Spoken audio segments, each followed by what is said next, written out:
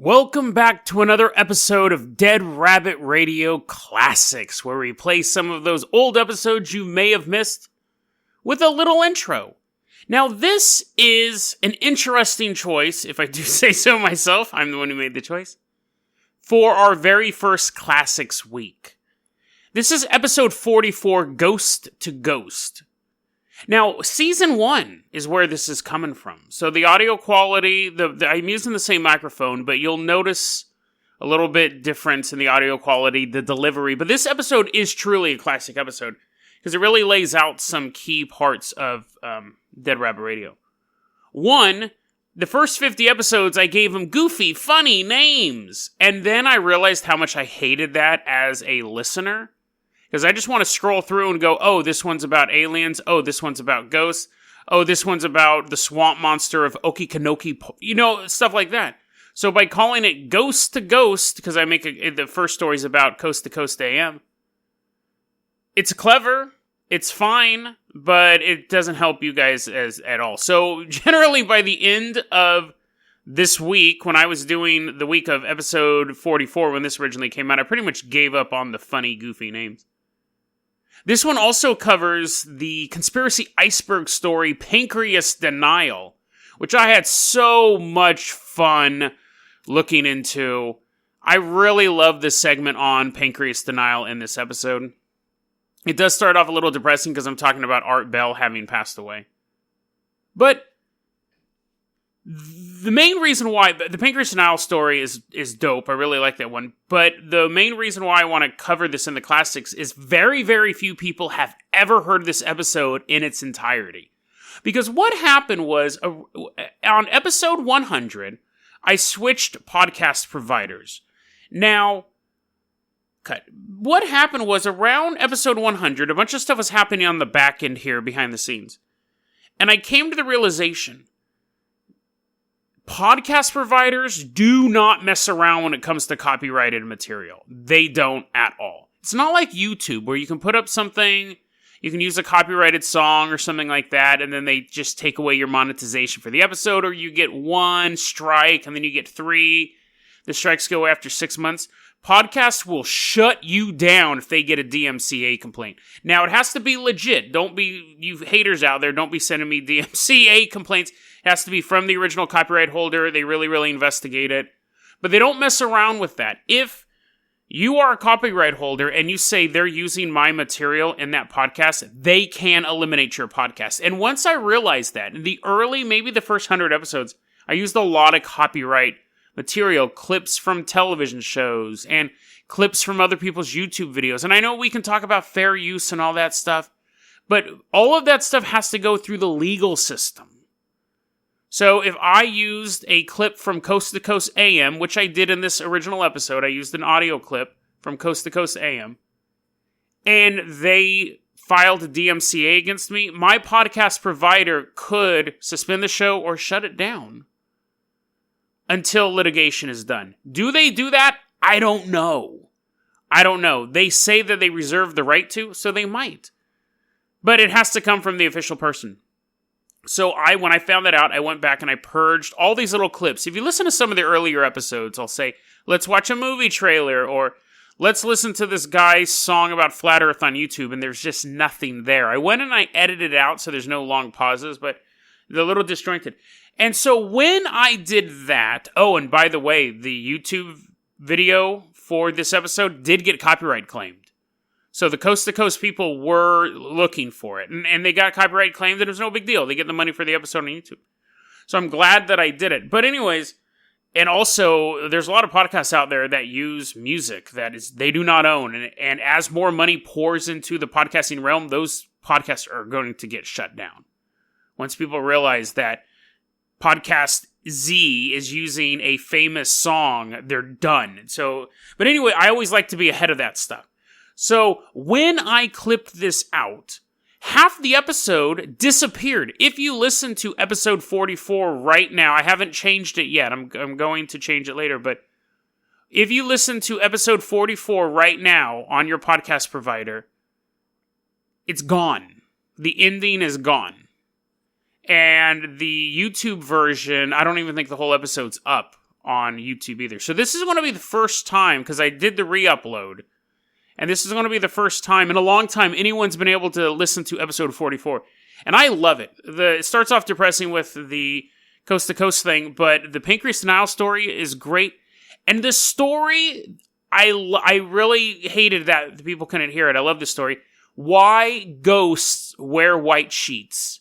And the story of a man who murdered a ghost. Both of those, that origin story of white ghosts look the way they do, and the story of a man shooting a ghost in the chest and going to trial for it, is so good. I really, really like this episode, and I hope you guys do too. It's episode 44, Ghost to Ghost, truly a Dead Rabbit Radio classic. Why ghosts are normally seen wearing white bed sheets. Ghosts who aren't really ghosts. And it's the government trying to control our pancreas. Today on Dead Rabbit Radio.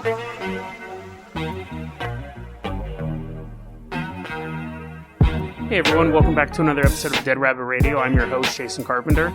I'm having a great day. I hope you're having a great day. You know, we're going to dispense with a lot of the pleasantries, the little introduction we normally do, because we have a lot to cover. And the first story is probably one of the most important, and that's the story that Art Bell has passed away. Now, a lot of you may not know who Art Bell is, but honestly, I'm sure a lot of you do. Art Bell was the host of Coast to Coast AM.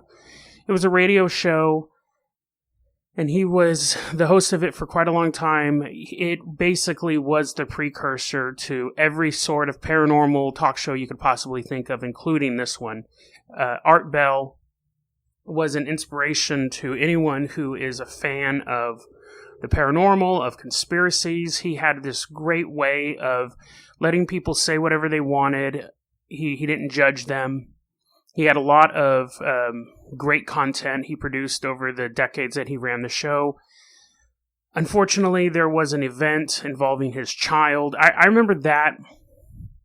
He stopped doing the show and people thought, oh, you know, it's because of the government's trying to silence him. He's revealing all of these truths. And it turned out it was much more mundane and far more evil. His child was molested, so he took some time off to be with his kid.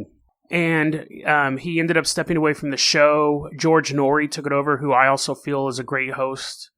I used to listen to Coast AM all the time. It was really the best place. It's, I think in a lot of ways it probably still is the best place to get that type of information. It's just very conversational. I used to watch, it was kind of my late night routine. A lot of truckers will listen to it, people who work night shifts. It's just a great show. It's just a really great casual show. But unfortunately, Art Bell has passed away now, and of course, there's already conspiracy theories about that. He passed away. He had some painkillers and some muscle relaxants in his system that were legally prescribed to him. He was in his 70s, and people are already still saying that the government killed him. I mean, at a certain point, you kind of have to accept that sometimes great men pass away. So for those of you who aren't familiar with him, I wanted to play a quick segment from one of his shows to set this up. And this is a very famous segment. To set this up, a man called the radio station, because it was an open call show, so you'd get all sorts of crazy people on there. A man called the radio station and said that he was calling from Area 51. There's been statements where they said that they found the man who placed the call and he was faking it, or they found the man who placed the call and he was off of his meds or whatever. The phone call you just heard is, I believe, from like the 90s or the early 2000s. So again, enough time has passed. But at the time, I didn't hear that live, but I knew of it. At the time, that was a very panicky moment for people in the paranormal conspiracy because it sounds so real. It's more likely that it's from a crazy guy and it was a weird coincidence, you know. But again, it's just kind of a terrifying call and a terrifying moment and an overall terrifying show. So Art Bell, thank you for bringing us something new and opening up the market of paranormal radio, paranormal podcasts, paranormal books. We appreciate everything you've done, and we're going to miss you. Let's get started with the show. So we have some great stories for you today. Some really cool ones, actually. One of the ones I found when I was looking up murderous ghosts. But I'm going to save that one for a second, because I'm going to get into one that was on the conspiracy list iceberg. It's another one of those weird ones that you just look at a couple words put together and you think, oh, that's just made up. Before I do, though, I'm going to open this can of delicious Diet Pepsi. Diet Pepsi, the choice of a new generation. We still don't have any sponsors, by the way. So, what this is a theory called Pancreas Denial. Pancreas Denial. A lot of people have questioned, what does that mean? What does it mean? Are people denying the pancreas exists? Or is it something else? Now, of course, I found nothing initially when I started my research. The only thing I had to go off of was, again, some posts on 4chan where people said that wizards are trying to keep us from accessing the chakra in our pancreas, so they're poisoning us with food to ruin the pancreas and eventually have to have it removed. Now, the pancreas is basically what keeps every human on the planet from having diabetes. It's a digestive organ. Very important. You can live without it, but you'll have diabetes. So I looked into that, and I was like, okay, magic, that's my favorite topic. And I kept looking around, so I had to do a bunch of research on what the pancreas did, and like what I just told you, could you live without it? But I didn't feel like I had the whole story. I felt like there had to be something else.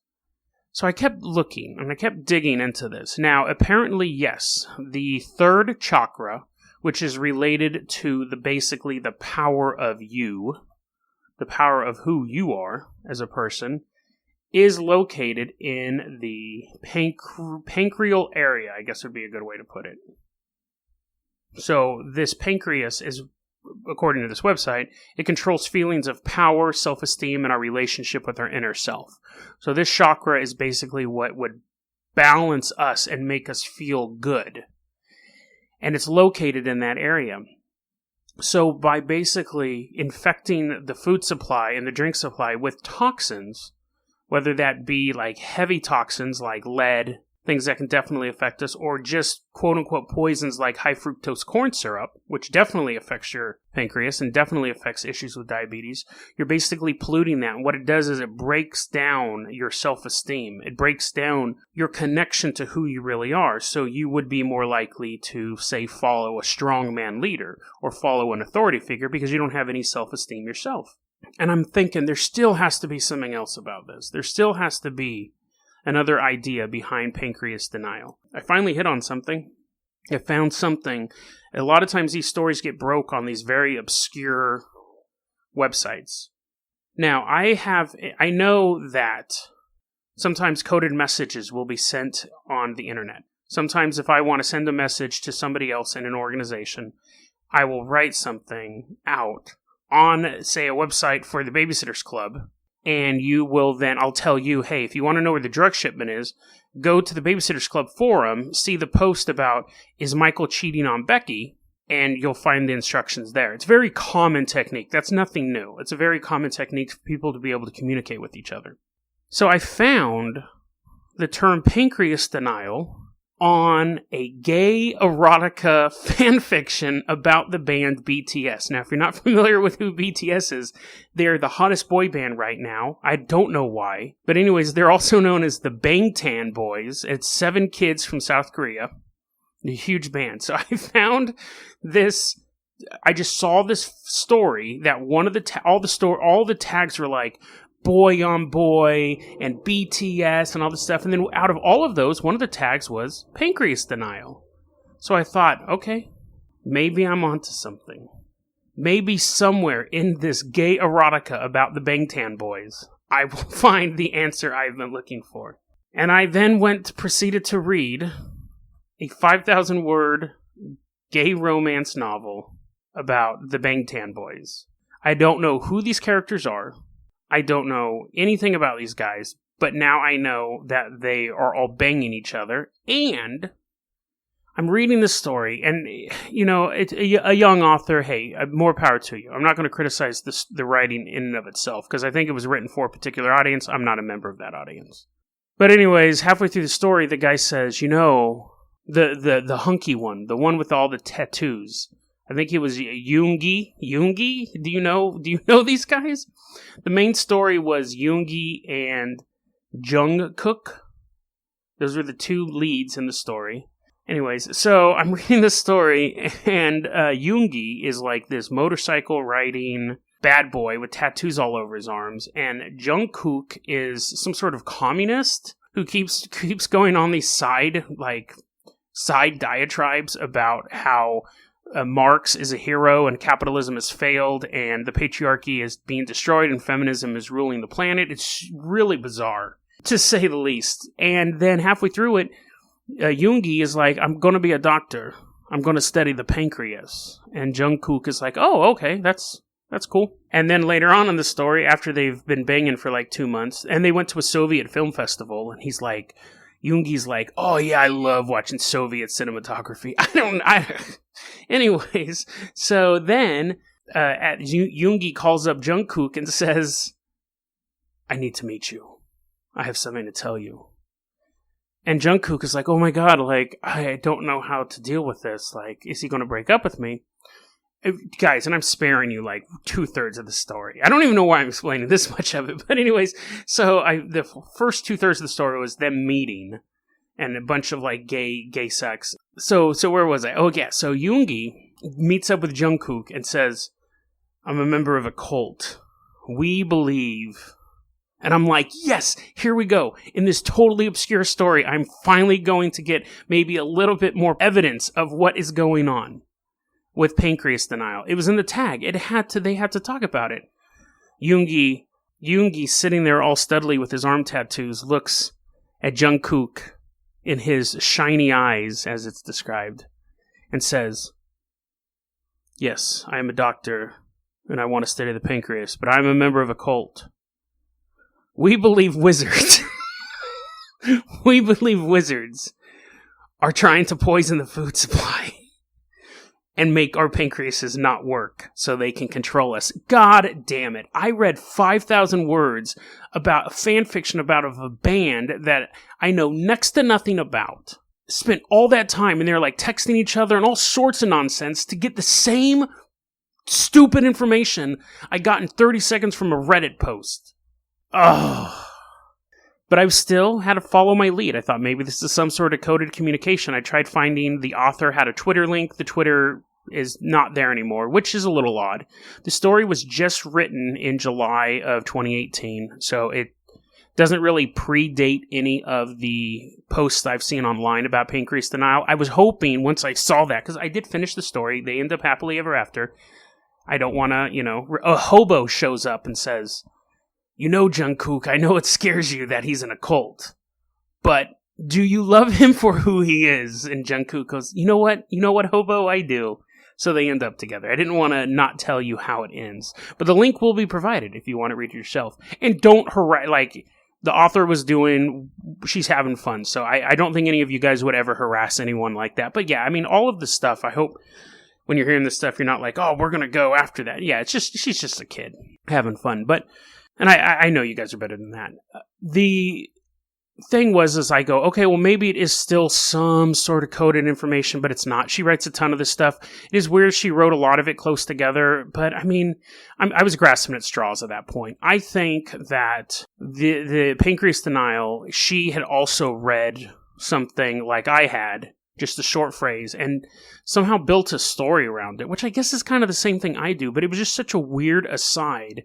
So I was back, really, to square one. I think if from a conspiracy standpoint, the idea works, that Pancreas Denial is the idea that the pancreas is it's a major chakra that you can live without. So you can't live without your brain chakra, or you can't live with, or head chakra, or whatever it is. You can't live without the heart chakra, but you can live without the chakra there. And so if I was a wizard and I knew that, oh my god, I can't believe, if I was a wizard and I knew that the pancreas was important and I knew people could live without it, I would poison the food supply. Like, it makes sense.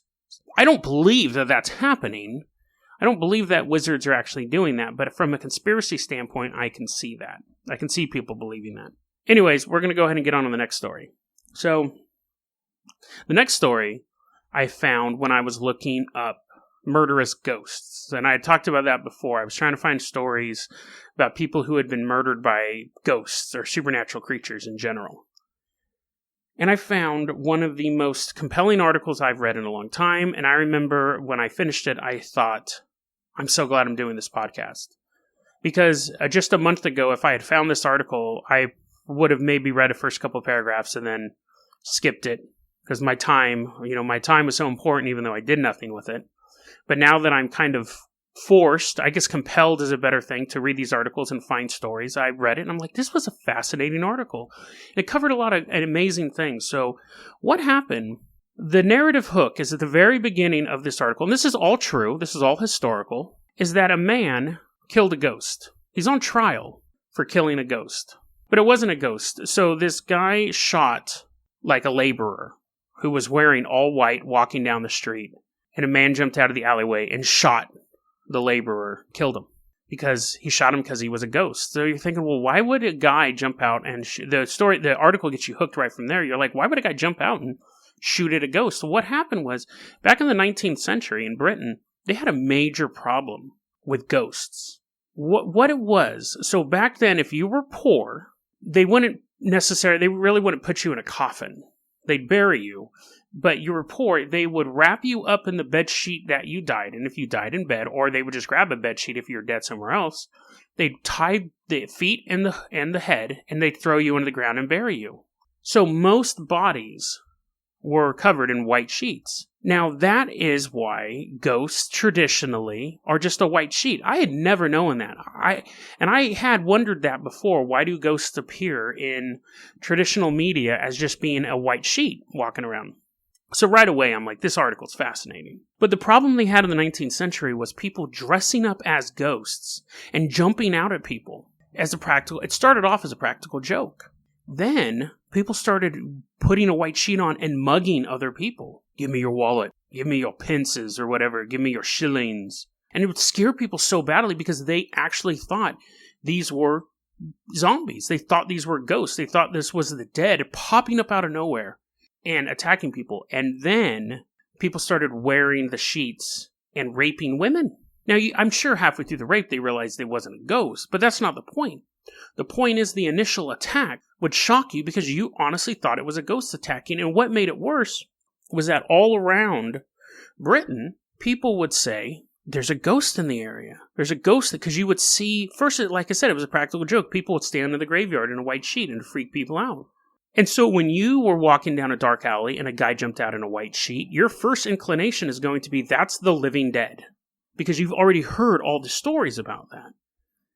And it got to the point where so many women were being harassed by ghosts, who people thought were ghosts, that they began forming vigilante teams. And they would walk through the cities looking for ghosts. So there was that clown scare in America not too long ago. This would be the equivalent of that. But when we see people in clown outfits, we're like, oh, they're just ghosts. I mean, they're just people dressed up as clowns. These people honestly thought these guys were ghosts. So this one guy, he wore all white because he was a laborer. That was the clothes that he wore. And other people in town were saying, hey, you shouldn't be out at night. You kind of look like a ghost. And he's like, I don't care. What are they going to do to me? I'm not a ghost. I'll beat them over the head with my billy club or whatever I have, a hammer. But one day he was walking on the street and I believe it was at his sister's house. And she's like, please don't go out, or at least change your clothes before you go home because you look like a ghost. And he's like, whatever. He's walking on the street. Another guy who was part of one of these vigilante groups looking for ghosts saw a man in all white, thought it was a ghost, pulled the trigger, and immediately realized that he was wrong. Shot a man and killed him. He was arrested, charged, and found guilty for killing a ghost, for killing this man. Within 45 minutes, he's convicted of manslaughter. And this is how crazy things were back then with the trial system. He gets tried for manslaughter. The 3 judges say, no, that's not good enough. You can't split it down the middle. He's either guilty of murder or he's totally innocent. And you have to figure it out. And then the jury goes, well, I guess he's guilty to murder. Then he was sentenced to hang next Monday. None of this 10, 20-year thing. He was sentenced to hang next Monday. Now, luckily, the king got involved and said, you know what? No, we're going to delay his execution. And then eventually they said, just parole him. Like, it was a tragic mistake. It shouldn't have happened in the first place. And that kind of quelled down the fake ghost scare of that time because nobody wanted to get shot. And it was the same thing. You may have heard the legend of Spring Heel Jack, who apparently was a supernatural creature who leapt around London and was harassing women. Well, he was sexually assaulting women is what he was doing. And so people used the paranormal to cover for their activities. Dress up as a ghost, pinch a woman's butt, dress up as a ghost, drag a woman into an alley. Your spring-heeled jack, you're attacking women. It was driving people insane. Plus, they have the superstitions that these things were real. So I know you'd like to think, well, we've advanced, we've changed, we've evolved, but people still use this ploy, and unfortunately, it still works. This just happened this year, by the way. So there was this young 15-year-old girl who was super petrified of the paranormal, of the occult, of the supernatural. She would never listen to the show. She would never watch X-Files, anything like that. She's totally terrified of that. She starts hearing noises in her house late at night. And she's petrified. She can't figure out what it is. She thinks a ghost is coming after her. Then one night, a little note gets passed underneath her door. Gets up, she reads it. It has very clear instructions. If you want me to stop haunting you, have sex with Liam Clark. Now, I don't know if it actually said that, but that was the intent, because Liam Clark was a 35-year-old neighbor, or he wasn't a relative, but he knew the family. And she kept getting these notes saying, if you want me to stop haunting you, you have to have sex with Liam Clark. And she didn't want to have sex with him. She's 15, he's 35. But she wanted the haunting to stop so badly. So what does she do? She has sex with him. And of course, this happens in Britain too. Maybe it's a weird thing over there. Now, of course, eventually he's arrested because she tells somebody. This guy who pretended to be a ghost is now in prison for 26 years. He put this girl through psychological and physical torture, pretended to be a ghost, preyed on her worst fears, and really that is what they did back in the 17th, 18th, 19th century. It was the same gimmick. Prey on their fears, make them vulnerable, attack them. So maybe societies don't change. I don't know. It was just kind of a weird side note, a weird kind of, I don't want to say end cap to this story, because I'm sure it's going to continue on. Whenever someone can figure out someone's weakness like this, they're going to keep doing it. Well, I guess that's kind of ending on a sad note, but not all of our stories are going to be super happy. Yeah, actually, this episode was quite depressing, but I thought they were really interesting. Well, the Bangtan Boys was pretty funny. That was worth it. That was the funny moment of the episode. deadrabbitradio@gmail.com is going to be our email address. You can hit us up at facebook.com/deadrabbitradio. Twitter is @JasonOCarpenter. You can hit me up there. We have a lot more episodes to come out. I have more than enough stories, but if you ever have a suggestion, hit me up on one of those channels. We're also still putting together our street team. We're getting everything set up for that, so if you're interested in that, you can always email me. Share the show. That really helps us grow. I love seeing people, if you can't share it, just let me know that you love the show. That's always fun. It always makes my day. Dead Rabbit Radio is the paranormal conspiracy and true crime podcast. You don't have to listen to it every day, but I'm glad you listened to it today. Have a great day, guys. And Art Bell, once again, thank you. You were quite the entertainer / educator, and we're going to miss you. Have a great day, guys.